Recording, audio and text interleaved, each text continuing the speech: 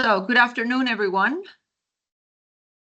I'd like to welcome you all to our session on the changing policy landscape on energy and climate. It is also my pleasure and honor to introduce our guest speaker for today, Dr. Kelly Sims Gallagher, who is the 10th Dean of the Fletcher School of Law and Diplomacy at Tufts University, one of the most well-renowned schools of international relations. She's also a professor of energy and environmental policy. She directs the Climate Policy Lab at Fletcher, as well as co-directs the Center for International Environment and Resource Policy.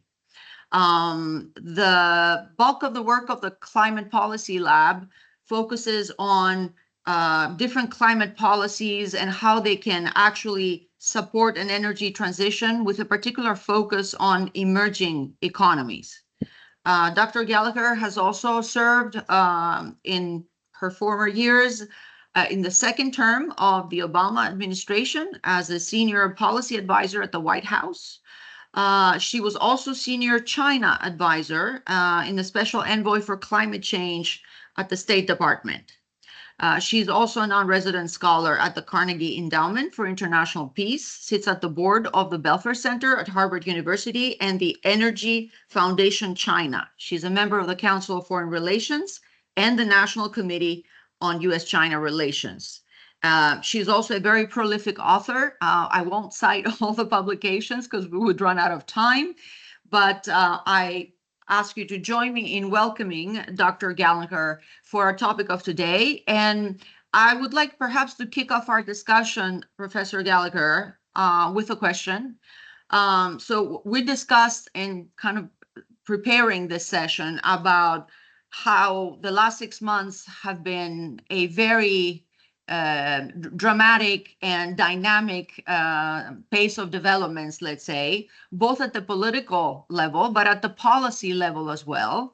And we have seen certainly certain moves of the Trump administration to kind of disassociate themselves from climate policy and climate action. Could you please comment whether what we're seeing, which seems kind of erratic sometimes to the layman observer, there's a lot of uncertainty. Is there a method to the unpredictability? The floor is yours.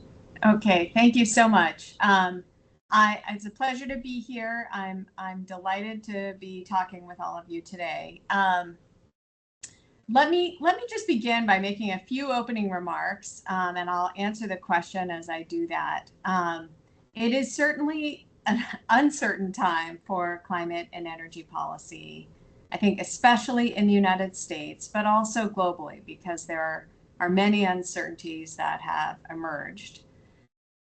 Focusing particularly on the United States, I think we can understand that President Trump thrives on creating chaos and instigating uncertainty. He prides himself on doing this, although I think he's becoming more predictable in the way he creates this kind of uncertainty. So, we can take tariffs as an example. He creates global chaos by announcing all these unilateral tariffs, and then he backs down. And so we've seen this pattern happen over and over again. We've seen the same pattern emerge now on visas, which I have been tracking very closely because we have many international students at the Fletcher School.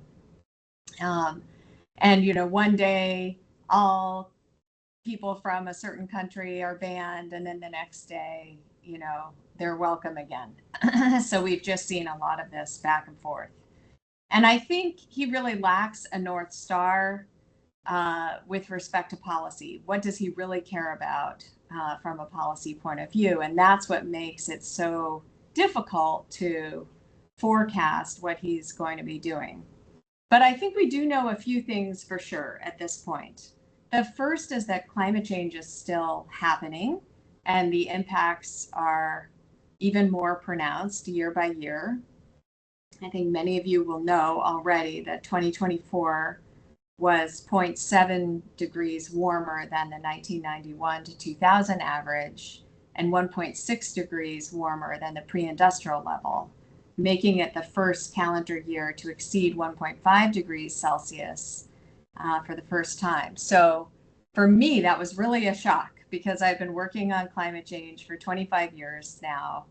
And that 1.5 degree threshold was always a threshold, you know, most reasonable people think is an unacceptable threshold to cross. And the fact that perhaps temporarily we crossed that threshold for the first time was really shocking. All of the past 10 years have been the warmest 10 years in our instrumental record. And I think ocean warming is also now the highest it has ever been recorded. And that's because 90% of the heat on Earth is stored in the ocean. And that's why we're starting to see stronger tropical cyclones and hurricanes, because you have much more energy in the oceans. So in the United States, we're seeing even more damage from climate-related disasters. And our worst year was 2017 in terms of the financial damages from these disasters, but 2024 came in third. I think in terms of the US policy environment, it is probably the most unstable policy environment of any country I can think of. And maybe the biggest contrast, and we can come back to this, would be China, which has a much more stable policy environment. But in the United States, we are now seeing just wild swings in policy, depending on whether a Republican or Democrat is in the White House. And it's getting worse. It used to be kind of mild swings, and now it's really pronounced. So we had bipartisan consensus on investing in RD&D, research, development, and demonstration for clean energy technologies for decades, even during the first Trump administration. But now, for the first time, I think there's a real threat that those investments will be decimated. This Trump administration has proposed a 74% cut to energy efficiency and renewable energy, RD&D, a 21% cut to nuclear, a 31% cut to low carbon fossil investments. And even things like the production tax credits for clean energy, which enjoyed bipartisan support, are now under threat in the current budget bill that's before Congress. So these things that we used to think had bipartisan support no longer seem to have that support. To create more confusion, I think we've got the midterm elections coming up in a little over a year, November 2026. And it's very likely at this point that both houses will flip back to the Democrats, which I think will reduce some of the chaos because we'll start to have more predictability. Congress won't be rubber stamping anything that the chaotic president wants to do. But that will probably lead to gridlock for the following 2 years because no legislation will be able to be passed with a Democratic Congress and President Trump. So let me pause there. I'm happy to come back to climate negotiations and to talk about other countries too. Thank you. So we've seen how there was an immediate decision of Trump's administration to pull out of the Paris Accords, and that was more or less not unpredictable. Let's say that was expected. But what was perhaps more surprising was the fact that he's pushing forward, as you said, through the reconciliation bill, rollbacks on very important aspects of, the Inflation Reduction Act, which the Biden administration had pushed forward, even in states where there's Republican beneficiaries, Republican states that are beneficiaries. And I found it very surprising that yesterday, Elon Musk tweeted, his usual communication venue, that he thought that the way the bill was pushing through was actually something that could be very deleterious to jobs on the ground. So how do you see these divisions within the Republican base as well? I know in the Senate they were holding out, there was some tension, but how is that going to play also in context of what you just said? Would that play out in favor? Yeah. So I would say that this is an example of an apparent emerging phenomenon that I would not have predicted a year ago, even guessing, I was sure that the United States was going to withdraw from the Paris Agreement if President Trump was elected. I was also quite sure that the Inflation Reduction Act was going to endure. And I actually think the act itself is going to endure. Nobody's talking about repealing the act. They're just talking about halting the budgetary appropriations to fund the act, or drastically cutting the budget appropriations to fund the act. And that does surprise me because 80% of the Inflation Reduction Act investments were going into the so-called red states, and we're creating new manufacturing jobs and new local GDP. I think that there is actually pretty strong political support for those new factories, those investments in those states. The problem is that a lot of those jobs were just starting to materialize, right? They were just beginning the construction phase. They were just beginning to begin building them. And so the loss of them isn't quite as evident. So I think there wasn't enough time from the passage of the Inflation Reduction Act till now to really entrench the sort of political interest that you would imagine would have occurred. All that being said, I think that there's a lot of individual exceptions that are likely to be quietly negotiated by individual senators who will get an exception for the plant in their district or for the new factory, in their state. But they're going to do it very quietly and try to get, little exceptions to the bills rather than publicly standing up to President Trump as a matter of principle. So this leads me to kind of a follow-up question to just what you just described, which is, are we really seeing a decoupling between the federal level, which is there's a retrenchment or let's say a distancing from anything that looks like climate policy or climate action policy, and the states, where we have seen commitments going on in many of them? There are more than 20 states that have RPS mandates. To expect renewable portfolio standards, which basically promote a certain percentage of energy to be produced from renewable sources. There's the sort of a regional initiative on the northern eastern states to try to collaborate between them. So are we actually seeing the leadership for climate to be going to the state level? And how sustainable is that? If we're talking about international fora, I mean, they don't have necessarily a mandate to be represented in that. Well, the states have always led on climate action in the United States. And that was explicitly authorized in the 1990 Clean Air Act amendments. California was literally given the authorization to impose more progressive regulations, and then other states could associate themselves with California's policy. So the idea was you could have two tiers of policies: California's more aggressive policies, or the federal policy as the backstop. And the states were used as a place to have experimentation and to try different policy approaches.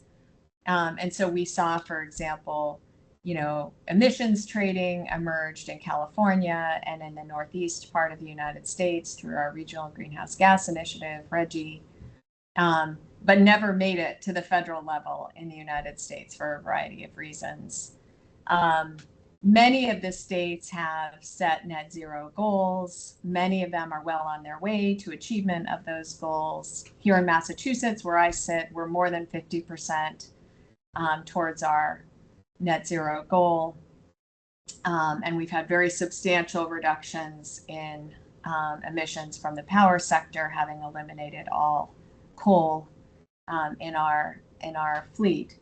That being said, President Trump is attacking California's authority to have this more progressive capability, and that is now being litigated in the courts. I don't think that President Trump will prevail because this is clearly authorized in the Clean Air Act of 1990 amendments. So those amendments would have to be repealed, and we're not seeing a likelihood that that will occur. But that is another sort of example of the chaos and how this just slows down new policymaking. Even so, at the state level, I think there's much more bipartisan consensus around clean energy. The job creation is undeniable. And so, in states like where I am originally from, Colorado, these purple states, Colorado and Texas, which is a red state, we have very, very rapid new deployment of clean energy. And overall, last year in the United States, 90% of new capacity additions were renewables.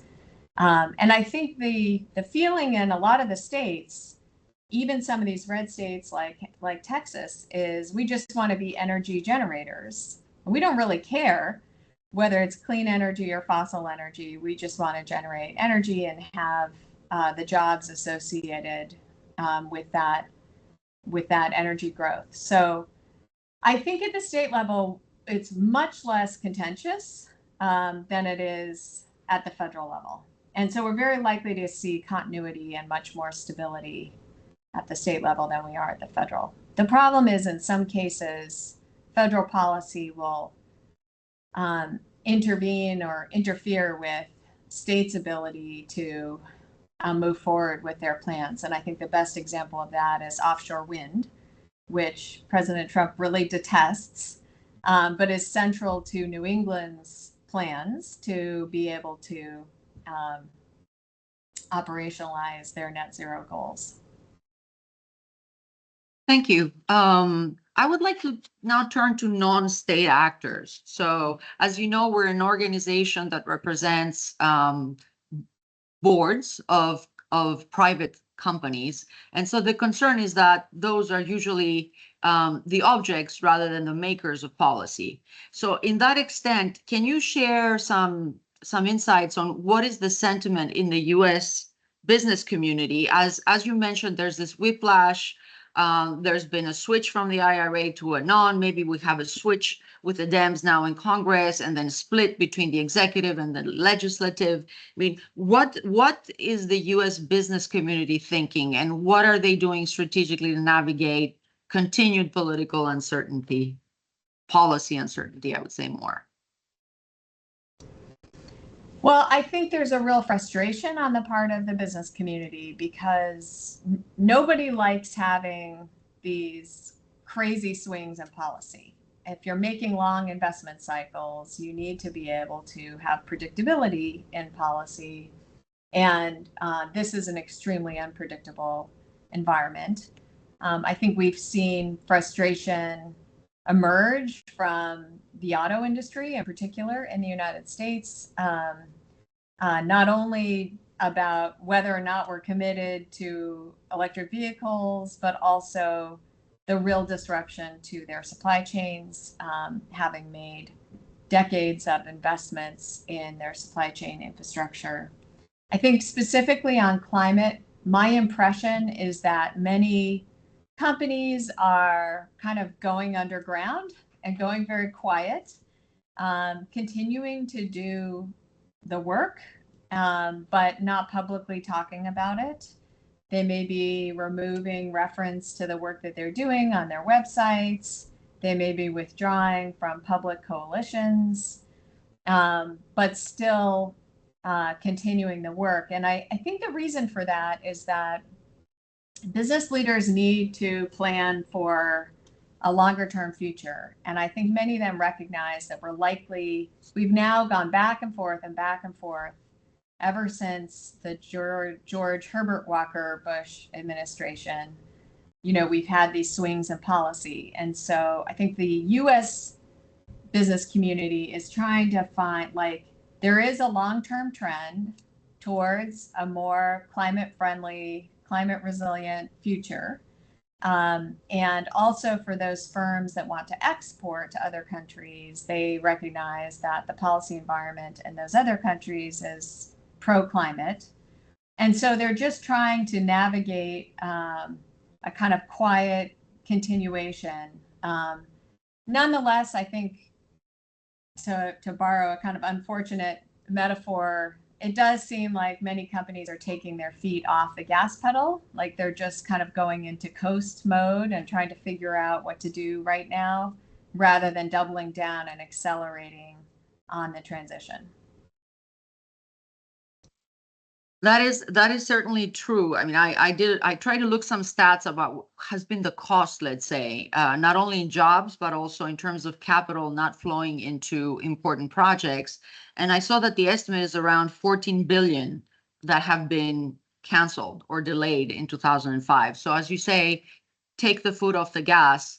But that leads to another important question. Is there any anxiety that this might be undermining U.S. competitiveness in the long run, both strategically vis-a-vis China, but also in terms of continuing to attract capital? The IRA actually saw a lot of European companies that we actually saw from Europe all of a sudden going and setting up operations in the US because it was suddenly so attractive to do so. So are there any considerations that, as you said, the longer term cannot be disconnected from the short term? Well, of course. I think that's undoubtedly the case, that there are concerns about the loss of foreign direct investment. In fact, under the IRA, the estimate was something like $300 billion of foreign direct investment was coming into the United States. And I think a lot of that actually from East Asia, from Japan and Korea, accounted for most of that foreign direct investment. So of course, these, like I was saying earlier, local leaders at the state level, local businesses that were partnering with these foreign investors want to be able to sustain that investment. And that's why I said I think they will quietly lobby to be able to keep these investments. And I think the foreign investors, having started to make the investments, don't want to lose the investment that they've made. So they are also going to quietly work to try to, on a kind of case-by-case basis, to preserve the investments. It's a difficult situation. There's no doubt about it. And, I think there is the sort of tech wing of the Republican Party that's exemplified by Elon Musk that is alarmed, because these tech investors had made a lot of investments into low carbon technologies. And I think they believe in low carbon technology. They're not nearly as anti-climate action as maybe the sort of traditional MAGA right is. But it's unclear how much influence these investors have, especially now with this sort of break between Trump and Musk. I think we see the same dynamic on the visas, for example, because it's not just about the money going into projects; it's also about people. And the United States relies heavily on foreign visas, international graduate students, J1 visa holders to be able to do the work of innovation. And if they can't get visas to come into the United States, it's really a problem. And we've seen as the exact same dynamic of Musk and Peter Thiel and people like that saying we should get these visa holders into the country, and struggling to get the Trump administration to do so.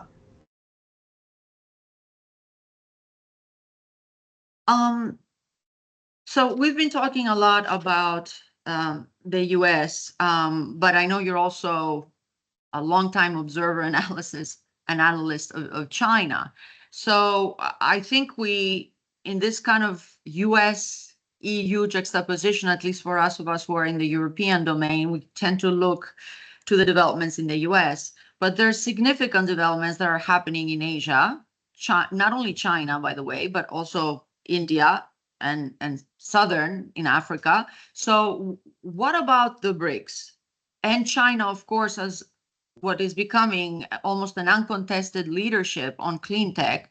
They are the global exporter, even though they continue to be the largest polluter, but they're moving much faster towards clean energy models.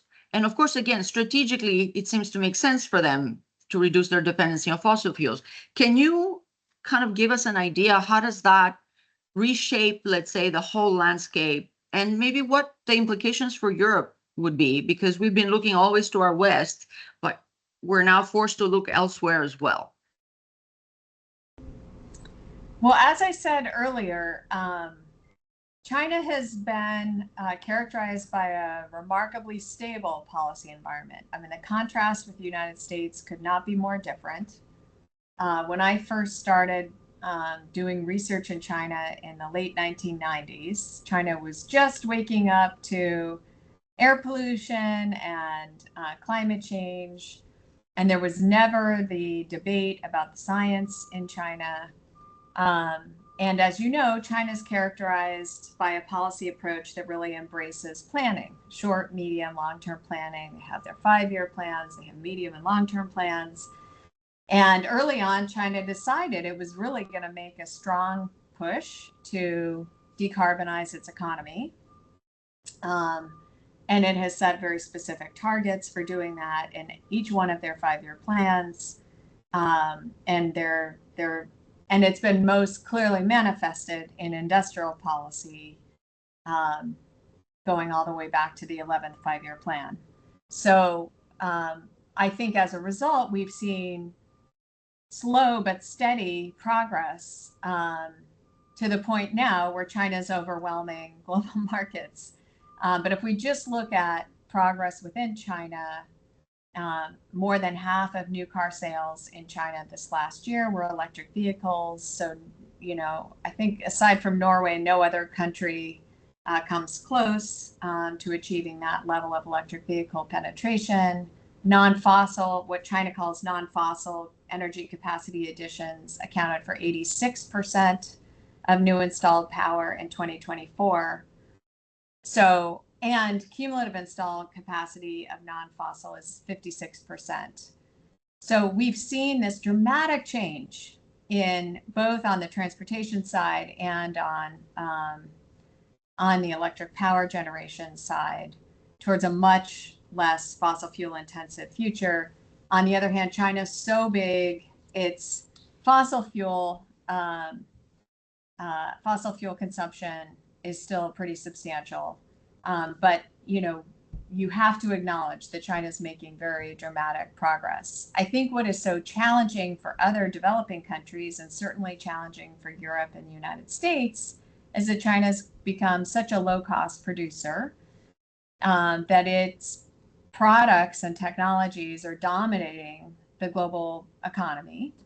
And so I do a lot of work in other developing countries, and many of them are trying to figure out how can we have green growth and create green jobs in an environment where China totally and completely dominates the global market, just like the United States and Europe are also encountering this same phenomenon, even though because of the technological prowess of the US and Europe, we have a much stronger, better chance of being able to compete with China in some of these technologies. So that being said, I think most developing countries, the BRICS, maybe not Russia, but the non-Russia BRICS are, I think, pretty committed to continuing and making progress on their goals in the context of the Paris Agreement. I think India is seeing a possible window of opportunity that has emerged due to the tariffs. Given that China will be more challenged in the global marketplace because of the tariffs that are being imposed on China, maybe India can start being a producer. I know that Brazil is also looking very closely at where it has comparative advantage in green technology and trying to develop a new industrial strategy. So I think many countries are now looking at industrial policy and trying to identify opportunities for green innovation and green growth and green job creation, not just because of climate change, but also because it makes sense for them from an energy security point of view and as an economic growth strategy. Thank you. We've done kind of a deep dive into countries and regions, and we've seen their different models, and basically those different models actually is an expression of maybe even similar strategic interests. So sovereignty, independence on the energy sourcing, but following different models, etc. But for the business community, one of the biggest challenges they have is what you mentioned earlier in our discussion, which is they're connected through supply chains across all those jurisdictions. And they have to manage those supply chains in their business model. So how do you see this kind of more and more differing national climate strategies affecting global supply chains? And maybe some of the key regulatory risks for companies, like our companies trying to think, how can I hedge against regulatory divergence? And as you know, since the things happened with the Trump administration reversing things and requirements for companies, there's a lot of clamoring from the private sector, even in Europe, about whether we're going to be the only ones that are keeping with this bill of play. And then we will be rendered less competitive. So what would you say to companies today thinking, how can I manage this regulatory divergence across my supply chains? And what should I be doing to hedge potential risk, economic risk also associated with climate action? Well, of course, I have to start by just saying China recognized the supply chain risk very early. And one of the things that is today so frustrating about China is that it really controls its own supply chains. And that's one of the reasons why they've been able to keep their costs so low. Very frustrating if you're trying to compete with China. But they worked really hard, again, using a long-term strategy, which we just completely lack in the United States for enhancing supply chain security. So I think that, like I said, many countries, I think, want to stay the course. We're not seeing significant rollbacks in policy, across different countries. I don't see a lot of new ambition, and we can talk about this in the context of the COP in a minute. So we're not seeing a lot of new ambition, but we're also not seeing rollbacks to policies.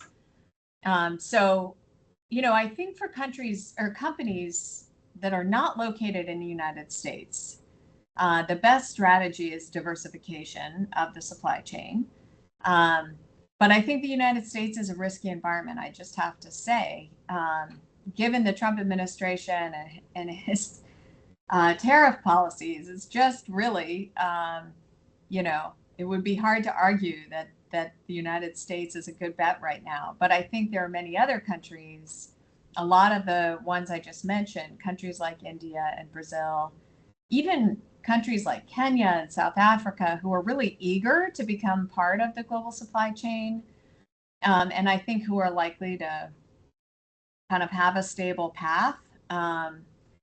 that want to develop new industries and service suppliers, and there's a good opportunity, I think, at this point to work on diversification of supply chain. I think the danger for the United States is that the world is just going to go on without us, and we're going to become this autarkic island in the global economy.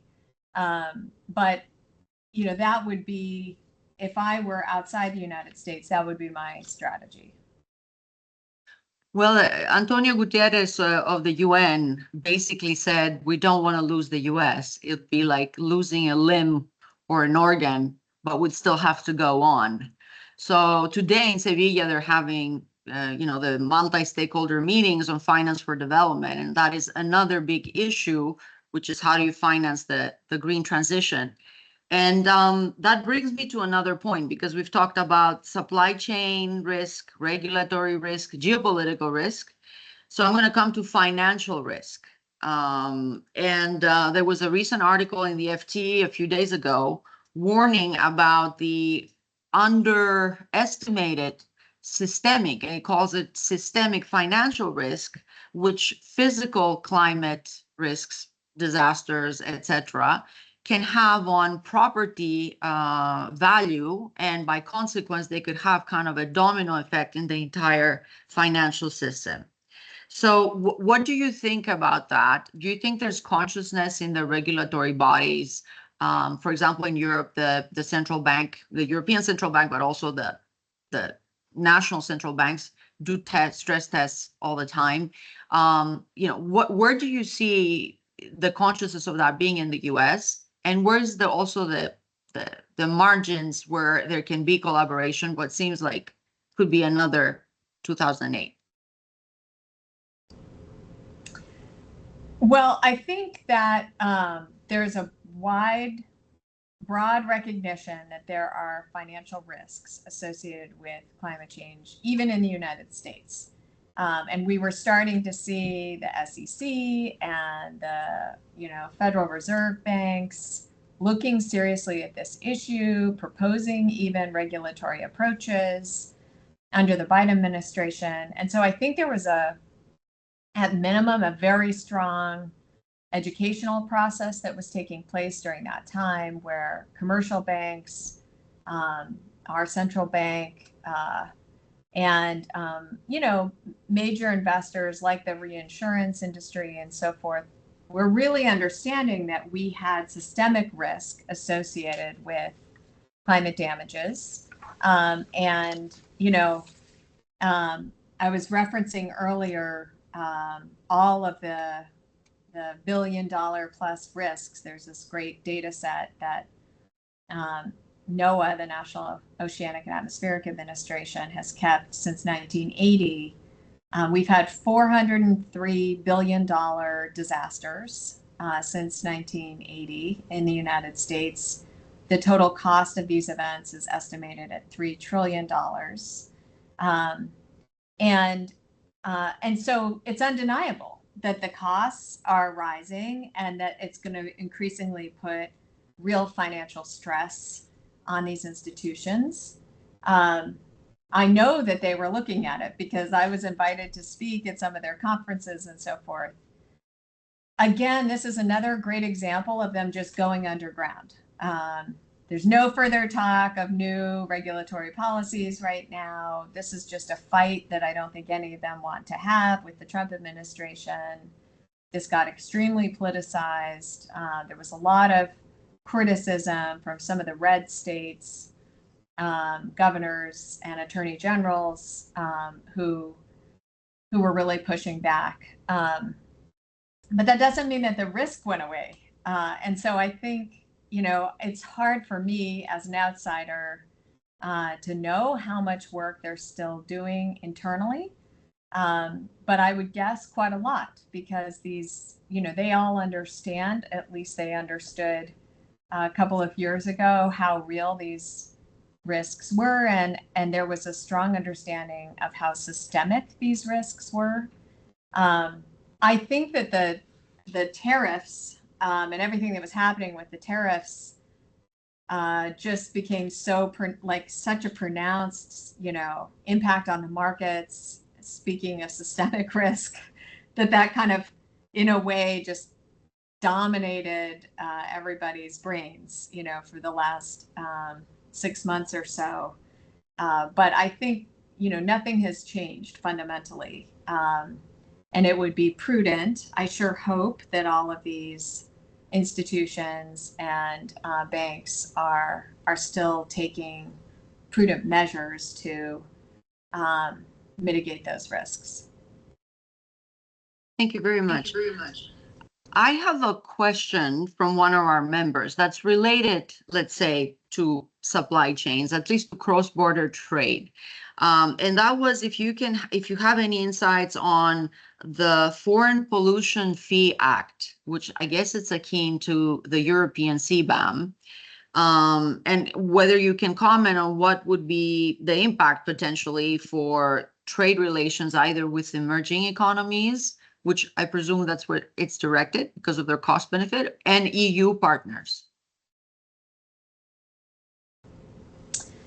Yeah, so this bill has been introduced, and iterations of this bill have been introduced for a number of years now. There have been different versions of this bill, but all kind of getting at the same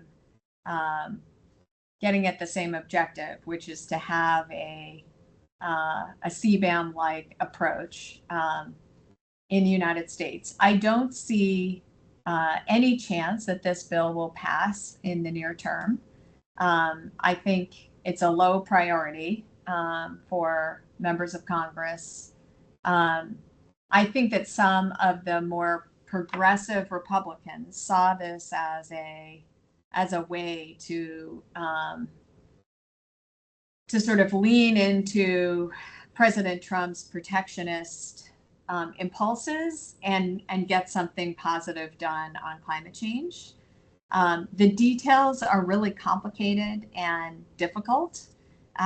For example, with CBAM, it's hard enough because many countries don't have emissions trading programs or carbon taxes, so the ability to assess the equivalency of the carbon price, prevailing carbon price in the exporting country is difficult. I mean, the United States is a great example of, we don't have a national carbon price, and so it would be difficult for us to be able to articulate what the de facto or effective carbon price is. So that's a real challenge with this bill. I, in my own mind, have a hard time getting my head around it because, we have so much heterogeneity across the states. We have really clear carbon prices in some of the states and really unclear prices in others. But I really think the bottom line is I don't see a likelihood of this bill passing until a future president. However, I do see, let's imagine President Trump loses the presidency in 3 years, and we go back to a Democratic president. I think that this would be something that would probably have bipartisan support at that time because of the appearance of protectionism, which is popular in the United States now, and yet being, in a way, somehow climate friendly. Thank you. And I'd like to kind of focus again on Europe, because as you know, we're mostly, our community is Greek companies, but also we have representatives here from other chapters around Europe. And in the last few months, it seems like Europe is trying to find its place in what has been mostly kind of a competitive juxtaposition of the US and China. Europe was one of the first and perhaps the most activist, if I can use that term, on putting forward climate as a necessary transition and put considerable amount of money with the Green Deal. Granted, there was issues with it because it was mostly top down and done through regulation. The US is a market-based model, is a little different. I would like to focus on the positive and say, if today you were a US investor and you were faced with this kind of difficult and uncertain period ahead of you until foreseeably another 4 years or more, what would you look for in Europe? And where I'm leaving it open. Well, I think it depends on the type of investor, but if I were a tech investor, I would be looking really hard at Europe right now because I think the US clean tech environment is extremely challenged for reasons we've already talked about. But if you believe there's going to be a need for green cement and green steel and, advanced batteries and so forth, you're going to keep looking for investment opportunities. And I think you're going to look increasingly to Europe. And I think the US clean tech firms that were making progress in these domains will be also looking for partnerships outside of the United States because they want to remain viable. And so I actually think that's a kind of strange opportunity that's emerging. I think, this idea that, the clean tech firms and clean tech investors just need to get out of the United States. We're also discovering that phenomenon even in schools like mine. If we can't get students into the country, maybe we need to leave and go set up operations outside of the United States because we want to be able to serve this market, right? And so I think that that's going to be true. And the question is, where will the U.S. firms go and where will the U.S. investors go? And I think there's an opportunity for Europe to make it a welcoming place for both firms and investors and people, actually a third category. Thank you. I like that we're coming ahead with a positive message. And I happen to personally agree with you. I think the recent Viva Tech huge conference on tech here in Paris with President Macron and 3 major CEOs from the US were saying how they would like to invest more in Europe because they can put data centers with more alternative energy powering them. So I think that can perhaps be a competitive advantage, and we definitely need the capital in Europe. So that would be a great thing. We have just a few minutes left. So I will let you basically share the last thoughts. And I'd like to sort of have you perhaps think, being a board member, as some of the people who are listening to us, and you're having a strategic committee meeting, and you've just outlined geopolitical risk, financial risk, supply chain risk, and uncertainty. Can you have some parting words to kind of reassure the board members what they should focus on as priorities and maybe some strategies, you mentioned diversification, maybe others, that they can take on home to kind of manage business as usual as they must? Well, thanks for that question. Actually, at the Fletcher School, we have a professional education program. We do executive education, and we just had a board here working with us. We were facilitating exactly this discussion, like how do you strategize right now for the future? And, I think what I would say is that we have geographies that have pretty stable policy environments. We have geographies with very unstable policy environments. But the underlying trends have not changed, right? The underlying trends of climate change impacts getting more severe and the risks associated with climate change growing. We have the underlying trends of countries wanting to experience green growth and to create jobs and to do that in a low carbon resilient fashion. That has not changed. And I think from an energy security point of view, which is like an old challenge, but also Europe was reminded of the importance of that challenge when Russia invaded Ukraine. The United States, I think, is in a state of false security right now.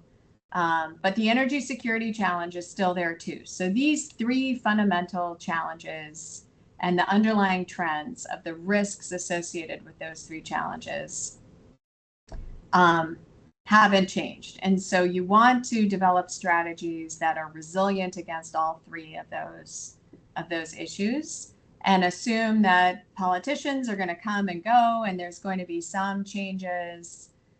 I think the one thing that has really differed is that our global institutions are less functional and more challenged than they used to be. And the geopolitical challenges introduce, pretty substantial new risks. Will China invade Taiwan? Is it now emboldened to do that in a way it wasn't before because the United States seems so distracted or won't come to the defense of Taiwan? I think we see this with respect to the Middle East now. We're seeing this, like this real uncertainty about geopolitical events in Asia. And so I do think we have more risk there than we've had, since the end of the Cold War. But other than that, I think these underlying trends with respect to energy and climate actually are consistent. And so boards would be wise to stay focused on the mission and to not, fundamentally change their strategies in a really dramatic way.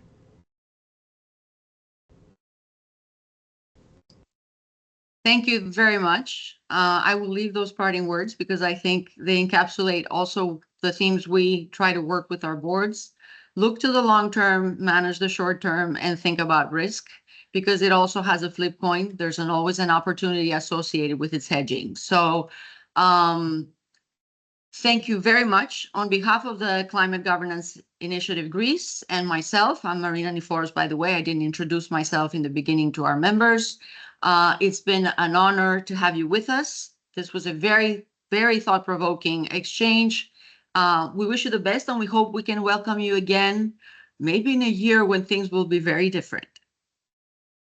Well, thank you so much for having me. It's been a pleasure to talk with you, and I hope it's been helpful. Thank you very much. And thanks to everyone who participated with us. Have a good afternoon.